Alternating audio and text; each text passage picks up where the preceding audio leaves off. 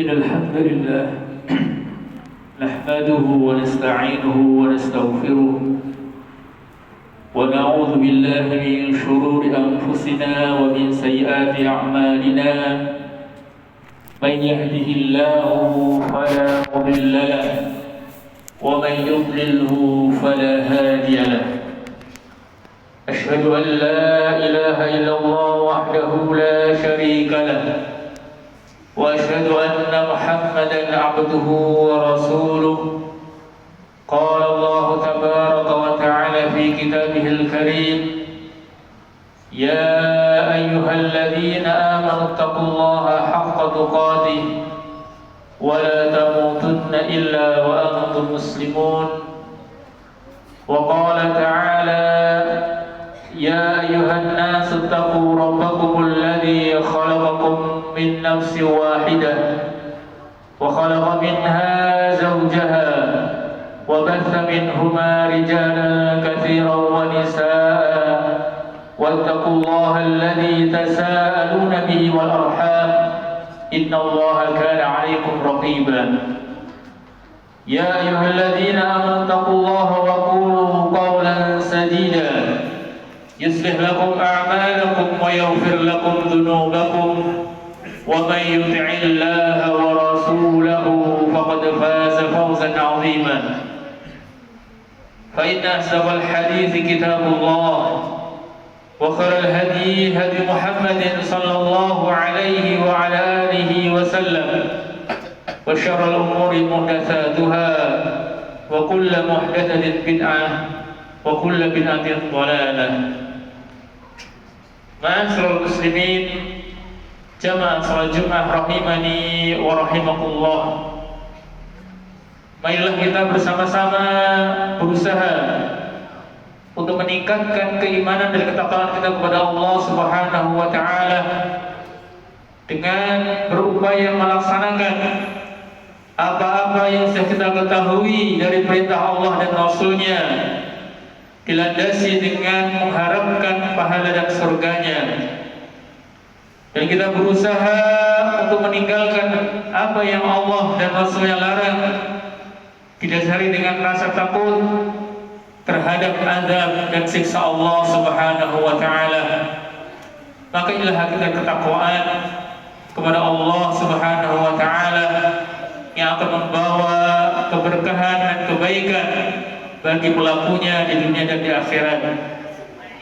Tidak lupa salawat dan salam semoga kita senantiasa curahkan kepada Nabi kita Muhammad SAW, kepada keluarga beliau, kepada sahabat beliau, dan orang-orang yang ikuti beliau dengan baik sampai hari kiamat. Ma'asyiral muslimin, jamaah salat Jumat rahimani wa rahimakumullah. Salat merupakan perkara yang agung, di mana salat merupakan rukun kedua dari rukun Islam setelah syahadat, dan juga salat merupakan kewajiban yang langsung Allah sampaikan kepada Nabi kita Muhammad SAW dengan peristiwa Isra dan Mi'raj tanpa melalui malaikat Jibril. Dan salat juga merupakan penghapus dosa-dosa. Jamaah rahimani wa rahimakumullah. Akan tetapi terkadang sebagian kita melakukan kesalahan dalam praktek salat ini, yaitu tentang masalah melewati di depan orang yang sedang salat. Para ulama menjelaskan bahwa mereka sepakat lewat di depan batas orang yang sedang salat itu hukumnya boleh. Seperti orang yang salat menghadap kepada sebuah benda, maka boleh seorang melewati benda tersebut. Akan tetapi apabila lewat di tengah-tengah antara orang yang sholat dan pembatas sholat atau yang dinamakan dengan sutroh, maka itu hukumnya tidak diperbolehkan, bahkan pelakunya melakukan perbuatan dosa. Maka ketika ada orang yang lewat, terutama kita sedang sholat, kita diperintahkan untuk menghadangnya, untuk mencegahnya supaya tidak melewati kita. Rasulullah SAW dalam hadisnya beliau mengatakan, "Falyadfa'hu, fa in aba falyuqatil, fa innama huwa syaitan." Apabila ada orang yang hendak melewati salat, orang yang sedang salat, maka cegahlah dia. Jika dia enggan tetap ingin melewati, maka cegahlah dengan cara yang lebih keras, maka sungguhnya itu adalah syaitan. Dan juga dalam hadis yang lain Rasulullah menjelaskan, "Lau ya'lamul maru baina yadil musalli madza 'alaihi min al-ithmi lakana an yaqifa 40 khairan lahu min yamurra baina yadayhi." Seandainya orang yang mau lewat di depan orang yang sholat mengetahui dosanya, sungguh dia berhenti tidak melewatinya lebih bagus daripada dia berdiri selama 40. Jamaah rahimani wa rahimakumullah, di dalam hadis ini disebutkan kata 40. Maka di antara penjelasan para ulama, di antaranya Syekh Shalih Muhammad bin Shalih Al-Utsaimin dalam kitabnya Syarhul Mumti, beliau menjelaskan bahwa 40 di sini adalah 40 tahun. Dan juga Ibnu Rajab dalam kitab Fathul Bari juga menjelaskan yang sama, yaitu 40 tahun. Maka hal ini menunjukkan kepada kita semuanya bahwa dosa melewati orang yang sedang sholat itu bukan perkara kecil, bukan perkara remeh, akan tapi perkara yang besar yang kita harus waspada, terutama bagi kita semuanya yang terkadang selesai sholat berjamaah melewati orang yang sedang masbuk dan lain sebagainya. Maka ini semuanya perlu kita perhatikan supaya kita tidak mendapatkan dosa yang besar ini. Jamaah rahimani wa rahimakumullah, itu adalah penjelasan ketika sholat sendirian. Adapun ketika sholat berjamaah, maka seorang makmum tidak disunahkan atau tidak dianjurkan untuk membuat pembatas sholat sendiri, karena sutratul imam sutratul makmum. Karena sutrah atau pembatasnya sholat imam itu adalah juga berfungsi untuk makmum. Maka tidak perlu seorang makmum membuat pembatas sholat ketika dia sedang sholat berjamaah. Dan bagaimana hukum melewati makmum ketika dalam sholat berjamaah? Maka di sini ada dua pendapat. Yang pertama adalah tidak diperbolehkan. Adapun yang kedua boleh, berdasarkan perbuatan Abdullah bin Mas'ud yang ketika itu beliau melewati makmum yang sedang salat berjamaah, dan hal ini diketahui oleh Rasulullah Muhammad SAW dan juga banyak para sahabat, akan tetapi tidak diingkari. Maka dari hujjah atau dalil atau sunnah takririyah yang itu merupakan dalil dibolehkannya melewati makmum yang sedang sholat. Ma'asyiral muslimin, jamaah sholat Jumat rahimani wa rahmatullah.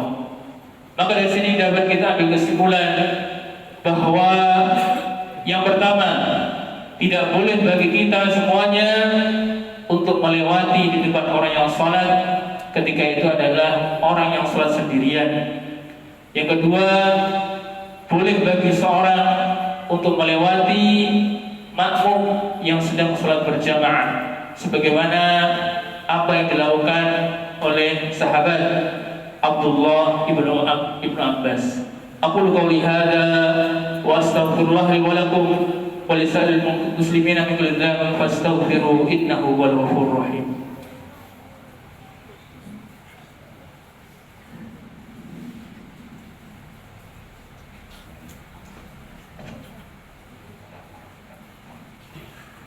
Alhamdulillahirabbil alamin. Wassalatu wassalamu ala nabiyyina mursalin wa ala alihi wa sahbihi wa man tabi'ahum bi ihsanin ila yaumiddin. Jamaah salat Jumat rahimani wa rahimakumullah. Di khutbah yang pertama tadi sudah kita jelaskan tentang berdosanya orang yang melakukan salat. Oleh karena itu, bagi kita semuanya, mungkin hal ini terjadi karena ketidaktahuan bagi seseorang. Maka kewajiban bagi kita seorang muslim itu untuk senantiasa menuntut ilmu, memperbanyak ilmu, terutama tentang hal-hal yang kita tidak bisa melaksanakan dengan betul dan benar kecuali kita harus belajar. Seperti bagaimana kita berwudu sesuai dengan apa yang dicontohkan Rasulullah, bagaimana salat kita, bagaimana puasa kita, bagaimana tauhid kita, maka itu semuanya wajib untuk kita pelajari, karena kita tidak bisa beribadah dengan benar kecuali kita belajar dan belajar. Sehingga Rasulullah menjelaskan dalam hadisnya, talabul ilmi faridatun ala kulli muslimin, bahwa menuntut ilmu itu wajib bagi setiap muslim, laki-laki maupun perempuan. Karena dengan menuntut ilmu akan terbuka wawasan, diketahui mana ini yang diperintahkan, mana yang dilarang, mana yang dianjurkan, mana yang diperingatkan. Sehingga kita sebagai seorang muslim wajib untuk selalu menuntut ilmu sampai kita meninggal dunia. Innallaha wa malaikatahu yusholluna 'alan nabi ya ayyuhalladzina amanu shallu 'alaihi wa sallimu taslima. Allahumma shalli 'ala Muhammad wa 'ala ali Muhammad kama shallaita 'ala Ibrahim wa 'ala Ibrahim innaka Hamidum Majid. Allahumma barik 'ala Muhammad wa 'ala ali Muhammad kama barakta 'ala Ibrahim wa 'ala Ibrahim innaka Hamidum Majid. Allahumma ighfir lil muslimina wal muslimat wal mu'minina wal mu'minat al ahya'i minhum wal amwat innaka sami'un qaribun mujibud da'wat.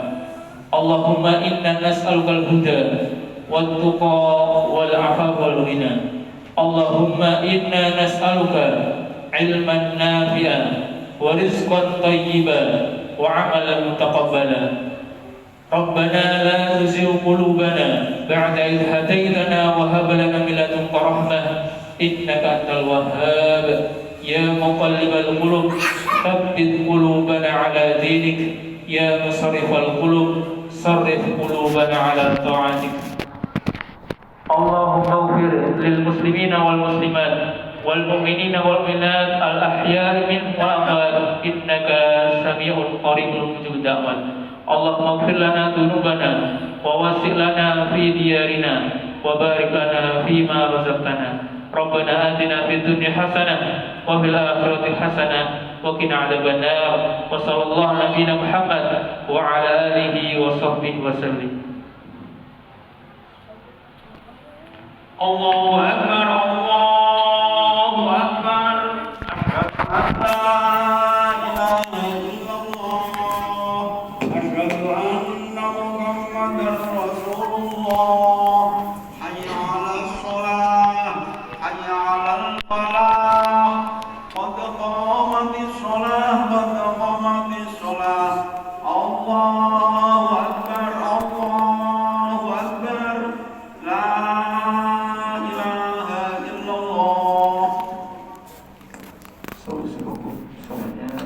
terus